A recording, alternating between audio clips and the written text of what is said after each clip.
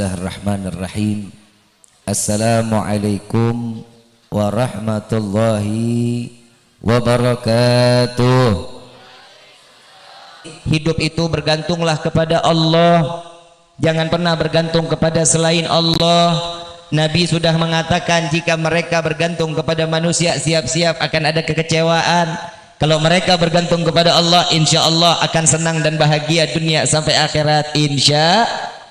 Coba kita lihat kehidupan itu kalau sandar sama manusia, ya Allah senang kagak melarat.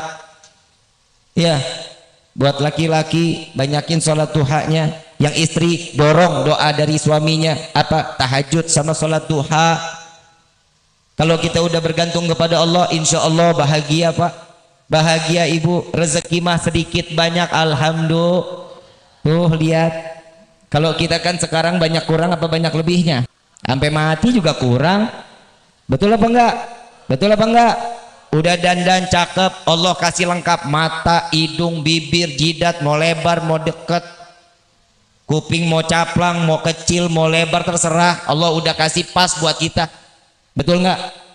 Coba lihat, bapak sama ibu tiap hari ngaca enggak? Ngaca enggak? Cocok enggak? Ibu ngaca, bapak ngaca, nama yang dikasih buat kita dari orang tua pas enggak sama muka kita? Pas nggak? Ayo jawab, ngepas nggak? Coba kalau saya diganti nama Asep, ngepas nggak? Tuh, sekarang kalau bapak yang nama Asep, hidung begini, mata begini, panggilannya Rifki, nyocok nggak? Allah udah ngasih kita tuh nyocok, nggak bakal kurang, demi Allah nggak bakal kurang. Kadang manusia itu sudah dikasih, syukur dong sama Allah. Kenapa? Ini loh hadiah dari Allah, bentuknya seperti ini nih. Ya, bentuknya udah seperti ini. Sekarang enggak, hidung lah dimancung-mancungin, dagu lah dipanjang-panjangin, mata lah disambung-sambung. Betul? Rahang lah dibedel. Tahu rahang? Nih. Dandan boleh, ngerapihin, ngerawat boleh, mau laki mau perempuan rawat wajahnya nggak apa-apa, tapi jangan dirubah dong. Berarti itu kan sudah menyalakan kodrat dari Allah. Udah begitu, udah cari gimana nyocoknya. Paham ya?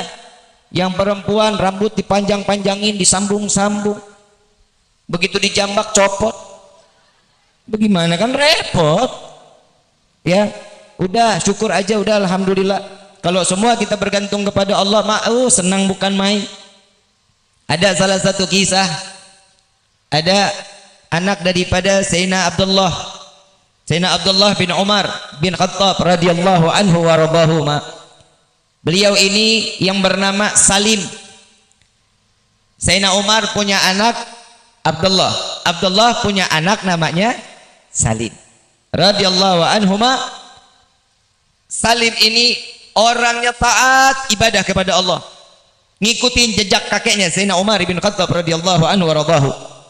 Tatkala beliau ada di dalam Ka'bah, lagi salat, minta sama Allah, lagi munajat, zikir kepada Allah, khalifah berserta rombongan datang. Begitu khalifah dengan rombongan di saat itu datang, masuk ke dalam Ka'bah, kebayang Pak, Bu, salat di dalam Ka'bah, doanya ijabah langsung. Bukan di pinggiran Ka'bah, bukan di dalam masjid Makkah Al-Mukarramah, bukan, tapi masuk ke dalam Ka'bah, doa di hadapan Allah. Tiba-tiba khalifah saat itu duduk, sampingnya dia ibadah, dia salat, dia minta, dia munajat, ditungguin. Salim tunggu selesai. Begitu selesai, lagi lengah sedikit, ditanya sama khalifah, wahai Salim, ada nggak apa yang kau inginkan? Disuruh ditagih sama pemimpin saat itu, khalifah pemimpin saat itu. Kalau kita bilang mah kuwu, kita bilang mah presiden lah ya. Itu seorang khalifah. Ditanya mau apa? Ada hajat apa, bilang kepadaku, katanya. Jawaban Salim, apa jawabannya? Engkau nggak malu wahai khalifah menanyakan kepadaku apa hajatku, sedangkan aku sedang di dalam rumah yang setiap kali apa yang aku minta diberikan oleh Allah. Ketampar nggak tuh khalifah? Ketampar bukan main.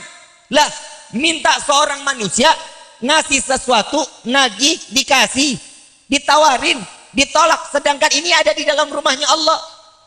Khalifah sadar, oh memang nggak pantas karena saya ngasihnya ada di dalam Ka'bah. Ya udah tunggu Salim sampai keluar Ka'bah. Begitu Salim keluar Ka'bah, dikejar sama Khalifah. Wahai Salim, minta kepada kami. Apa hajatmu? Minta kepadaku, katanya. Ditanya lagi Mas Salim, ini urusan dunia, urusan akhirat. Urusan dunia dong, kalau akhirat mah saya nggak mungkin, katanya. Oh urusan dunia, maaf, urusan dunia aku minta kepada yang memiliki dunia, aku nggak pernah minta urusan dunia kepada yang pemilik dunia. Apalagi aku meminta kepadamu makhluk hamba yang tidak memiliki dunia. Simak baik-baik pertanyaan ini, paham ya? Kalau dia Salim tidak pernah meminta kepada Allah urusan dunia, bagaimana seorang Salim meminta urusan dunia kepada hamba yang bukan memiliki dunia?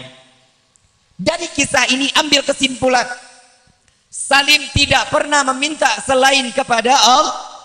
Yang pantas untuk memberikan pertolongan hanya, maka setiap manusia jika bersandar kepada Allah, jaminan di dalam kehidupannya dunia wal akhirah.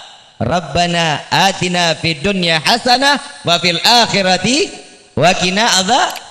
Tuh, Nabi juga udah ngajarin doanya. Semua kan tergantung bagaimana kita. Coba model kayak kita.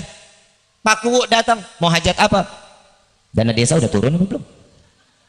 Soklah bagi dua. Salim mah kagak. Coba urusan dunia dia nggak pernah minta sama Allah.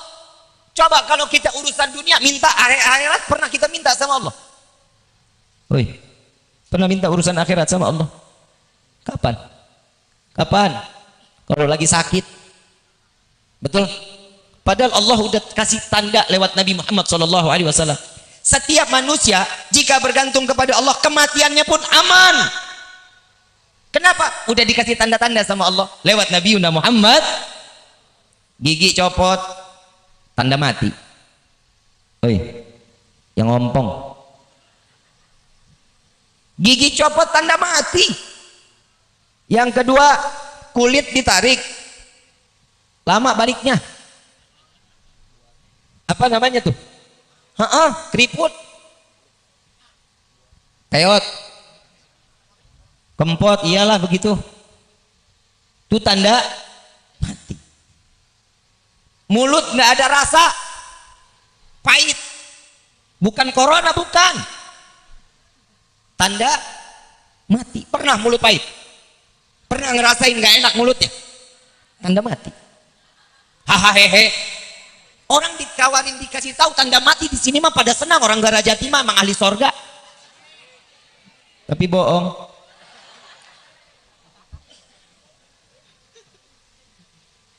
Numbuh uban, tanda mati.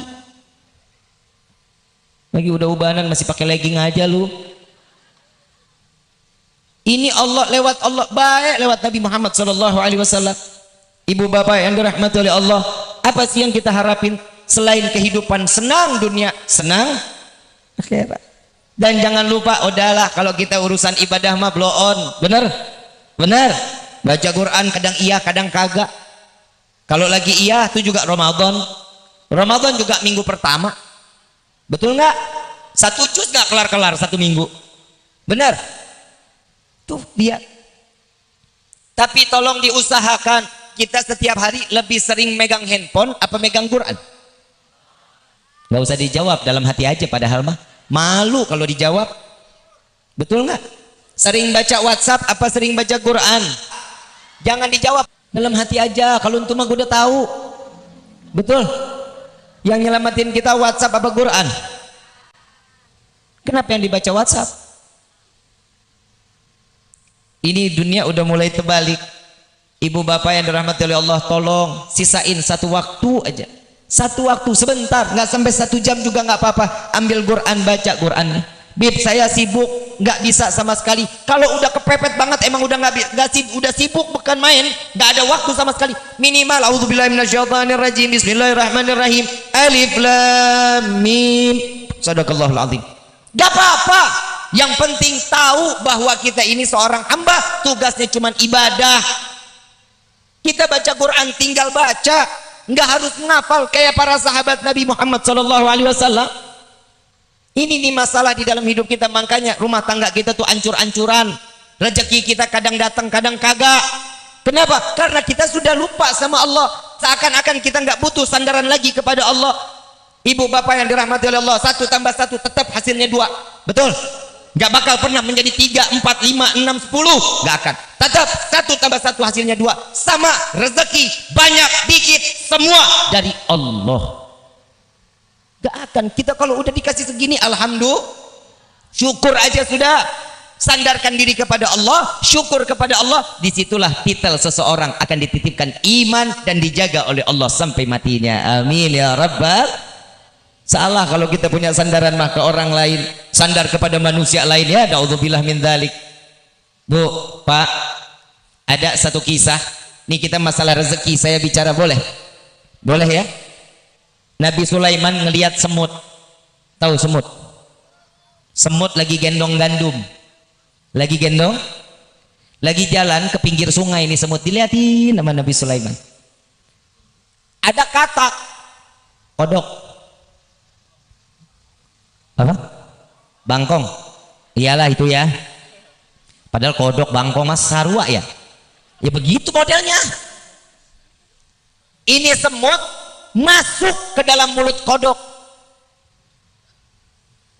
Gak lama setelah dimakan, semut ini masuk ke dalam mulut kodok, kodok nyemplung ke dalam sungai. Enggak lama keluar lagi. Begitu keluar, semut keluar dari mulutnya, jalan tanpa bawa gandum. Nabi Sulaiman tanya, semut, habis dari mana? Habis ketemu kodok. Gandumnya kemana? Udah dititipin buat cacing yang di dalam sungai. Atas perintah siapa? Allah memerintahkanku untuk membawa gandum sampai aku masuk ke dalam mulut kodok, masuk ke dalam sungai. Semut mana bisa berenang? Cara Allah, itulah wasilahnya Allah memberikan rezeki kita lewat siapa aja, dan itu targetnya betul sampai kemana target yang dituju oleh Allah. Amin ya insya. Tuh cacing, binatang yang ada di dalam sungai persis rezekinya dengan aturan Allah. Betul apa enggak? Masa kita kalah sih sama semut? Semut aja dapat perintah, begitu dapat perintah oleh Allah bawa gandumnya kepada cacing, tahu kodok udah siap, cacing tinggal makan. Masa kita manusia punya akal, punya hati, punya pikiran, punya perasaan, kita nggak bisa ngejalanin kehidupan kita hanya rezeki, hanya bergantung kepada Allah? Ada satu kisah lagi, semut diambil sama Nabi Allah Sulaiman. Ditanya, wahai semut, setahun makananmu seberapa banyak? Kata semut, 1 butir gandum untuk 1 tahun. 1 butir gandum untuk 1 tahun. Diambil semut ini, dimasukin ke toples, dikasih gandum 1 biji. Sampai 1 tahun dilihat itu gandum masih sisa setengah. Gandumnya sisa setengah. Begitu sisa setengah, Nabi Sulaiman tanya, wahai semut, katanya ini gandum habis dalam waktu 1 tahun. Kok sekarang sudah setahun masih ada setengah? Wahai Nabi Allah Sulaiman, jika aku di luar dari toples ini, pergantunganku kepada Allah, Allah memberikan rezekiku kepadaku banyak, tidak akan pernah terhingga. Tapi saat ini rezekiku tergantung daripadamu, aku sisakan setengah ini. Aku khawatir tahun yang akan datang engkau lupa memberikan rezeki kepadaku. Kata semut, Nabi Sulaiman minta ampun kepada Allah bahwasanya tidak ada rezeki yang paling luas untuk diberikan kepada setiap hamba kecuali Allah. Masa kita kalah sama semut? Semut aja sadar yang bagi rezeki siapa? Di dalam kitab Tauhid, di dalam hadits qudsi, Allah Subhanahu wa taala mengatakan, seberapa banyak hambaku dikumpulkan di tanah lapang dari zaman Nabi Allah Adam sampai akhir zaman, baik itu manusia, baik itu jin, baik itu binatang, semua meminta rezeki kepadaku, aku akan berikan sebagaimana aku celupkan jarum ke dasar lautan, lalu aku hempaskan kepada mereka, semua mendapatkan rata di dalam rezeki yang dia inginkan. Jadi salah kalau kita tergantung sama manusia. Allah Rabbul Alamin, semesta alam ini diciptakan oleh Allah, rezeki kita sudah diatur oleh Allah. Nih Sona, dari mulai lahir kekayaannya 14 triliun. Amin. Lu buat saudara aja nggak mau, lu amin lu. 14 triliun dari mulai lahir sampai mati. Jadi malah didiemin, Sona parah ya keluarga lu ya. Jahat lu dia lu. 14 triliun sampai mati ya segitu, nggak bisa lebih. Mau dipaksa lebih nggak bisa, ya tambahin 1 perak nggak bisa, nggak bisa, nggak bisa. Makanya hidup kudu syukur ini nih. Kalau dapat sedikit alhamdulillah, dapat banyak alhamdulillah. Dan jangan lupa setiap rezeki yang diberikan kepada kita ada rezeki orang lain dari tangan tuh. Berbagi sedekah, banyakin sedekah. Mau kaya sedekah, bukan judi online. Ada yang ngomong sama saya Pak di TikTok, Habib, saya main judi slot, judi online, pakai foto ulama boleh apa enggak? Saya jawab, ya jangan dong, masa pakai foto ulama? Dia kirimin ternyata foto gua yang dipakai. La ilaha illallah. Lah kan jadi fitnah ini. Habib Rifki main judi slot katanya. Maksudnya apa nih pakai foto saya? Jangan dong. Bukan biar kena terus bisa berkah rezekinya. Ya haram, ya haram.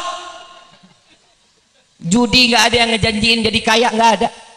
Judi nggak bakal bisa ngebuat kita jadi kaya, nggak bakalan. Sekali kena, iya. 2, 3, 4 miskinkan oleh Allah. Na'udzubillahi min. Nah tuh hati-hati ya.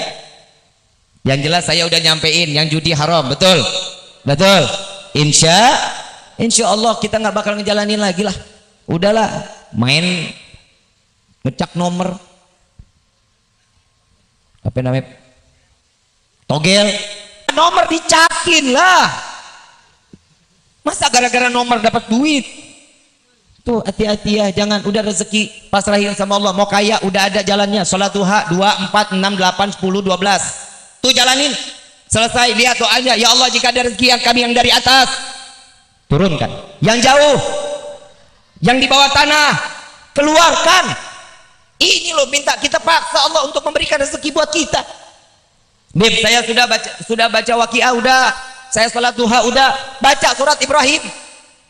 Begitu baca surat Ibrahim minta munajat kepada Allah biar dikasih keberkahan dalam rezeki. Setelah itu baca apa? Nabi nggak datang juga rezeki, baca surat Hajj. Minta sama Allah biar diberkahin lagi rezeki kita untuk bisa menjalankan ibadah umrah dan haji. Amin. Masih nggak juga baca surat Tanah. Lah emang gue salah? Baca surat Tanah juga, rezeki pasti bakal datang. Lah itu kan wasilah, betul, wasilahnya. Tapi yang pertama ikhtiar. Tawakal kita boleh. Tahu nggak sih Bu, Pak, ikhtiar ini kan kita wajib, betul. Selain kita hanya kepada Allah, ikhtiar itu diperlukan di dalam hidup kita. Contoh, Bapak Ibu punya motor, ya, motornya nggak dikunci, kuncinya ditempel, paham ya? Kuncinya ditempel, ditinggal, udah saya tawakal kepada Allah. Itu namanya tolol. Begitu keluar hilang. Emang Allah tugasnya jagain motor lu? Lah, ikhtiar taruh motor depan rumah, kunci setang, pasang gembok. Kalau hilang ya takdir. Kenapa? Itulah gunanya ikhtiar. Semua tawakal lagi kepada Allah. Sama nih, hati-hati ya Bu, Pak. Nih kadang kita suka kafir tanpa sepengetahuan. Bapak Ibu pernah sakit, cuman gara minum obat, obat disanjung-sanjung luar biasa. Kemarin nih, lu tahu nggak, kepala gue sakit banget sampai pengen pecah. Hanya minum obat ini, wah sehat gua. Nah, tuh kafir tuh. Hati-hati. Yang ngasih penyakit siapa? Yang nyembuhin siapa? Jangan lupa baca alhamdulillah. Saya kemarin sakit kepala, begitu saya minum obat ini, alhamdulillah sembuh. Tuh. Bawa tetap nama Allah. Nggak ada obat nyembuhin kita, itu wasilah, paham ya? Jangan semua udah nih berkat ini berkat, nggak ada begitu. Semua Allah yang punya aturan. Allah yang kasih penyakit, Allah yang angkat penyakit kita. Kalau Allah kasih penyakit buat kita, sabar. Kenapa? Karena di situ Allah pengen nguras dosa kita. Amin. Tuh kan disuruh lagi. Ibu bapak yang dirahmati oleh Allah, kalau sudah sandaran kita kepada Allah, yakin kita kepada Allah, maka pertolongan Allah akan tetap datang kepada kita, insya Allah.